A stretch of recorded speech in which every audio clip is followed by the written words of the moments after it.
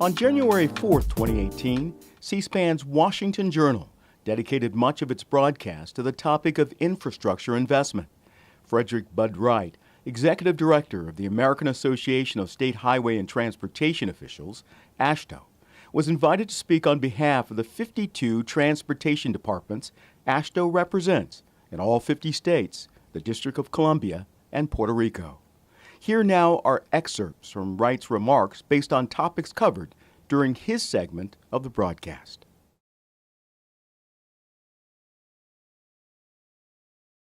Certainly, we're very pleased that the White House has put so much emphasis on infrastructure. We know that we have an infrastructure gap in this country right now.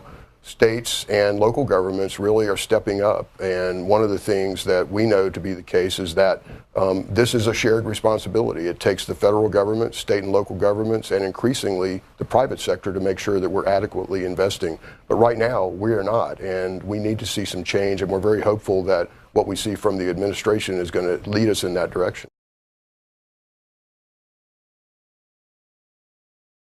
One of the things that gives us great hope is that they're very serious about streamlining processes. We know that there are a lot of hurdles associated with delivering transportation projects. The administration is well aware of that.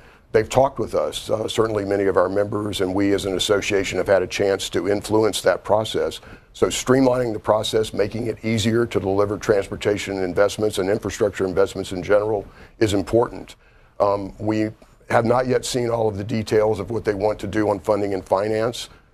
We want to make sure that all of the country is well served, that rural areas get their share, that every state gets a part of whatever comes out of the infrastructure initiative.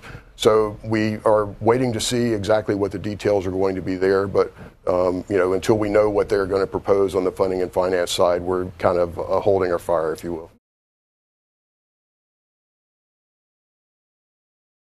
In every state, there are going to be rural areas where it's not likely that the private sector is going to be able to generate the kind of return on investment that they would want to see from participating in transportation infrastructure. So, there are concerns about it. It will work well in some settings. It won't work well at all in other settings. But ultimately, state officials have to sell people on a toll, indeed, if they're going to do it. That's right. And we know that certainly there are parts of the country in which tolls have been pretty well accepted. There are other parts of the country in which tolls don't exist. And it's never an easy task to impose a toll, especially on a route that's already there and on which drivers assume that they have free passage. We know that even for what the administration is going to propose, that they need revenue. They're talking about $200 billion, hopefully incentivizing $1 trillion of investment over the next 10 years. We have a mechanism right now that exists at the federal level, the Highway Trust Fund, that has served the public very well over now 60 plus years. That's a user-based financing source that has provided the revenues to support federal transit and highway investment.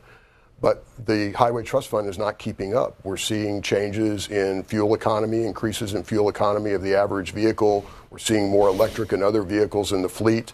We're seeing the need for additional investment just because of inflation and other factors. So the Highway Trust Fund is not keeping up, and it has had to be subsidized pretty substantially over the last decade just to maintain current levels of federal spending. So finding $200 billion is going to be a challenge outside of the context of tax reform. Casting a vote for a tax increase that is freestanding, that is not a part of a bigger package or a bigger compromise, we know is a difficult challenge here in Washington.